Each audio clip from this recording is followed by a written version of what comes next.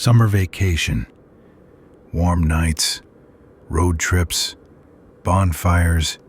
For most, it's a season of freedom. But for four friends, it became something else entirely. What started as laughter turned into a nightmare, a story whispered only in shadows, a vacation from which no one returned. Jamie, Sarah, David, and Mia had planned their trip for months. A week at a rented cabin by the lake, no parents, no rules, just freedom. As their car cut through winding forest roads, they laughed, sang, and dreamed of the fun ahead. But the forest watched them, silent, waiting, and hidden in its stillness was a truth darker than night. The cabin looked older than the pictures. The wooden boards creaked and dust floated in the heavy air. On the fireplace mantel sat a faded photograph of a family. They smiled, but their eyes were empty, frozen in an expression that seemed almost desperate, as if something terrible had been caught in the frame. David laughed it off. Sarah shivered, and as night fell, unease settled with the shadows. At midnight, Jamie woke to footsteps outside, slow, heavy, dragging. He thought maybe it was David wandering after too much beer, but when he glanced at the window, he saw a figure, tall, still, watching. "David, is that you?" he whispered. No answer, only silence. Then, one sharp knock on the glass. By morning, they convinced themselves it had been their imagination, but no one could explain the muddy footprints outside, footprints that led from the forest straight to their door. The days passed strangely. Sarah discovered a rotting journal hidden beneath a loose floorboard. Its pages were warped by dampness, the ink faded but still legible. "The lake belongs to her. She rises when the heat returns. Don't go in the water." The words chilled her. Who was she? No one had ever mentioned a woman. No locals spoke of her. But legends whispered through the trees tell of one who drowned long ago, betrayed, murdered. Now, every summer when the water warmed, she rose again to claim those foolish enough to disturb her lake. David, ever the skeptic, laughed at the warning. That evening, he swam farther than anyone else dared. The lake was calm at first, too calm. Then the laughter on the dock stopped. David was thrashing, gasping, fighting against something unseen beneath the surface. His screams turned to choking cries before silence. Beneath the water, pale hands clutched his ankle. He was gone. Panic swallowed the group. They tried the car, but it wouldn't start. Roads leading out were wide. She was no longer confined to the lake. She had followed them inside. On their final night, only 3 remained. Candles flickered as they huddled in the cabin. The journal's last entry warned them. She takes them one by one until the last. The survivor carries her curse.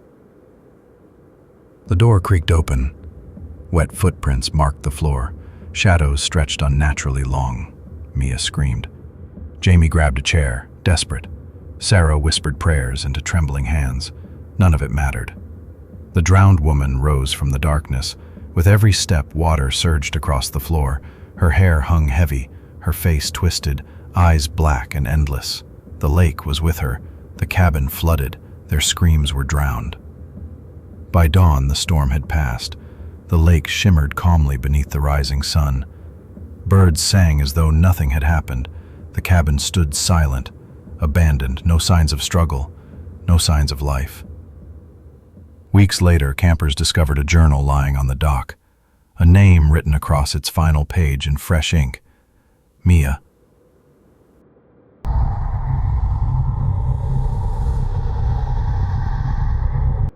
Summer vacation, sunshine, freedom, a time when the world feels safest, when danger feels far away. But that's why it finds you, because no one expects to be hunted under a clear blue sky. No one expects the horror that thrives in the light. A group of college friends, Lena, Chris, Mark, and Jess, decided to spend their summer by the coast. Not a famous beach, not a tourist spot, just a quiet rental hidden behind dunes where no one else went. They wanted seclusion, a week away from the world. They got what they wanted. At first, everything was perfect. Swimming all day, bonfires all night. Until the third day, when Lena noticed something strange. She swore she saw people standing out on the water, far beyond the waves, motionless. At first, she thought they were surfers, but they didn't move, didn't sink, didn't leave. When she blinked, they were gone. That night, as they sat by the fire, Jess pulled something from the sand, a bottle, old. Inside, a scrap of paper soaked with brine. Faded letters spelled a warning. The sea remembers. It always comes back for what it lost. They laughed nervously, threw the paper into the flames. But burning it did nothing, because the sea remembers. The next morning, Mark never came back from his swim. Chris swore he saw Mark waving from the waves, calling for help. But when he sprinted into the water, Mark wasn't struggling. He was standing, chest deep, eyes open, mouth slack, just standing there, as if something beneath held him still. Chris blinked and Mark was gone. The water rippled. The sea had claimed him. That night, the laughter stopped. The fire burned low. And from the dunes, Lena swore she saw pale figures watching. Too many. Their faces, blurred, washed away, as though melted by the tide. Every time the flames flickered, they moved closer. Jess whispered, "It's just shadows." But shadows don't drip salt water. The following day, the air felt wrong. No birds, no waves, only silence. The sky too bright, too empty. Their phones had no signal. Their car wouldn't start. The sand itself felt heavy beneath their feet, dragging them down with every step. By sunset, they realized the truth. The beach was empty because no one else came here. Not anymore. It wasn't abandoned. It was avoided. On their last night, the figures came closer. Wet footprints circled their cabin, though no one knocked. Seaweed clung to the windows. Every reflection in the glass showed not their...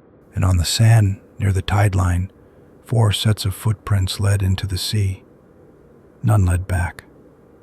Summer is the season of freedom. But freedom is bait. Because when the sea remembers, it always comes back for you.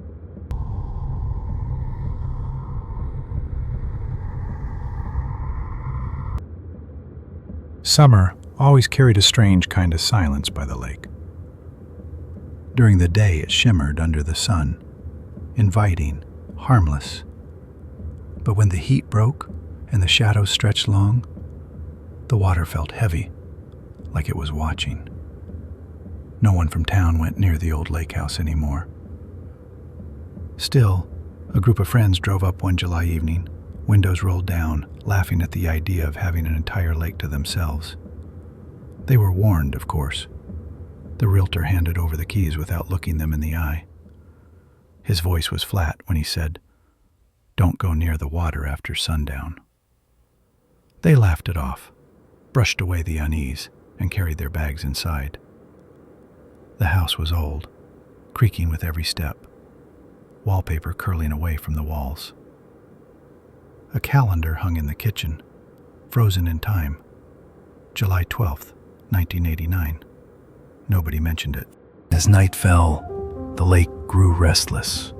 One of them swore she saw ripples moving without wind, as if something just beneath the surface had brushed against it. Another heard faint splashes when no one was outside. They laughed again, though softer this time, and tried to ignore the dripping sound that had begun to echo through the house. Water pooled under a bed upstairs. Dark, wet patches spread across the floorboards, though the ceiling above was bone dry. A trail of dampness led toward the front door, where something seemed to breathe behind the wood. When they dared to look outside, a pale figure stood knee-deep in the water, hair hanging in front of its face, still as stone. A blink later, it was gone. The attic offered no comfort. Dust clung to every surface, but inside a chest were photographs, families smiling in front of the lake house, all with the same figure lingering in the water behind them. A brittle journal was tucked inside, its pages stained and warped by moisture. The final entry trembled with frantic handwriting. The drowned don't rest in summer. Don't answer the knock after midnight. It's not them. The clock downstairs read 12:03 when the first knock came. Gentle, rhythmic. Nobody moved. The second was louder, shaking the door. Water seeped through the cracks, swelling the wood, as if the house itself was drowning. Then the pounding began. With a crack, the door burst inward. The threshold stood empty, but the floor was flooding. They ran for the car, headlights tearing across the lake. That's when they saw them. Dozens of pale shapes rising in the black water, faces turned upward, hollow eyes glinting like broken glass. The drowned, silent, waiting. Screams filled the night as the tires spun through mud. The house shrank behind them, windows glowing faintly, though the power had long been cut. A single light flickered in the upper floor, like an old lantern swaying, the kind that never truly goes out. And as they fled, the lake returned to silence. The surface smoothed, the shapes vanished beneath the black water, waiting again for the next summer.